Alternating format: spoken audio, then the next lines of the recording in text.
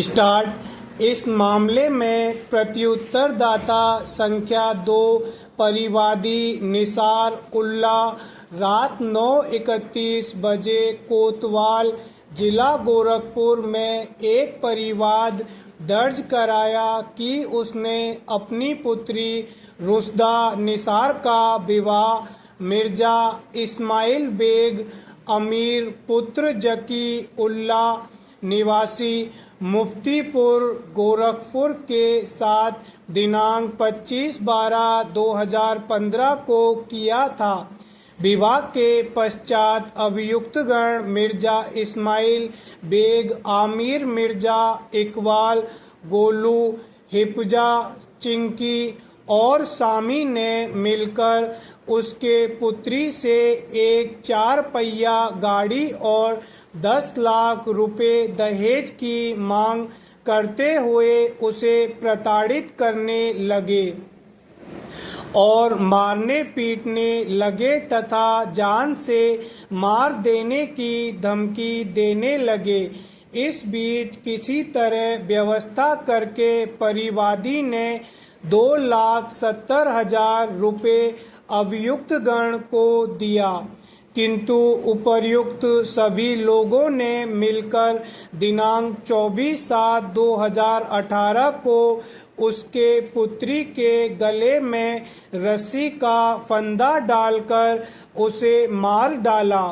उपर्युक्त परिवाद के आधार पर संबंधित थाने में भारतीय दंड संहिता की धारा 498 के 323, 504, 304 ख से पठित धारा 3 और 4 दहेज प्रतिषेध अधिनियम के अंतर्गत उपर्युक्त सभी व्यक्तियों के विरुद्ध प्रथम सूचना रिपोर्ट दर्ज किया गया और उपयुक्त धाराओं में ही अन्वेषणोपरांत दिनांक 12/10/2018 को आरोप पत्र पेश किया गया, जिस पर दिनांक 22/10/2018 को मुख्य न्यायिक मजिस्ट्रेट ने संज्ञान लिया।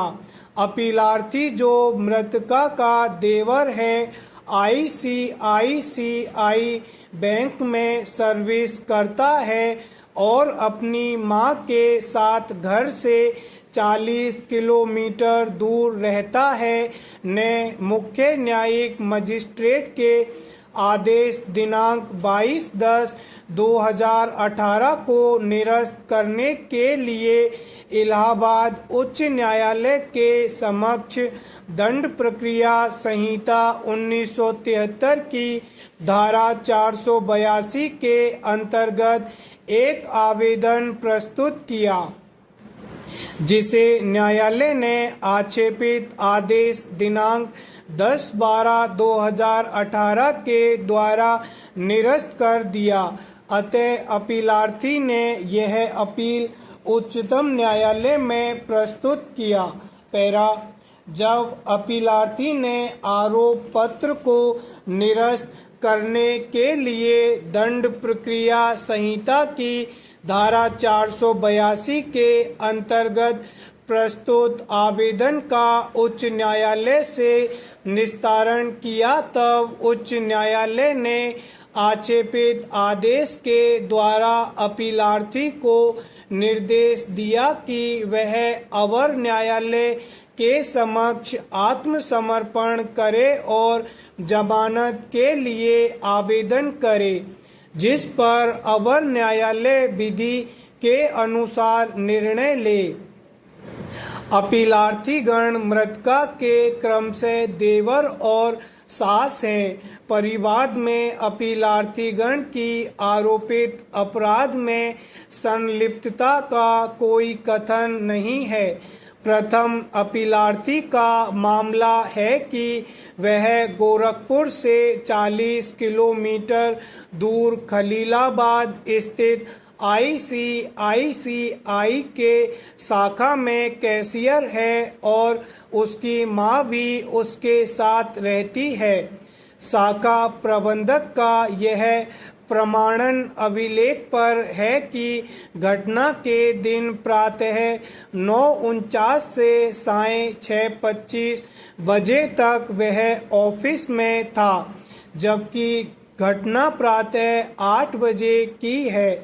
आरोप पत्र में भी अपीलार्थीगण के विरुद्ध उनकी संलिप्तता के संबंध में कोई भी निर्दिष्ट कथन नहीं है। पैरा इस न्यायालय ने अनेक अवसरों पर अवलोकन किया है कि वैवाहिक विवादों में पति के रिश्तेदारों को नित्य क्रिया की भांति अभियुक्त बनाया जा रहा है। गीता मल्होत्रा और एक अन्य बनाम उत्तर प्रदेश राज्य और एक अन्य 10 SCC 741 के मामले में स्थापित विधि के विचार में और उपयुक्त तथ्यों एवं परिस्थितियों में उच्च न्यायालय के निर्णय एवं आदेश को कायम नहीं रखा जा सकता है। स्टॉप।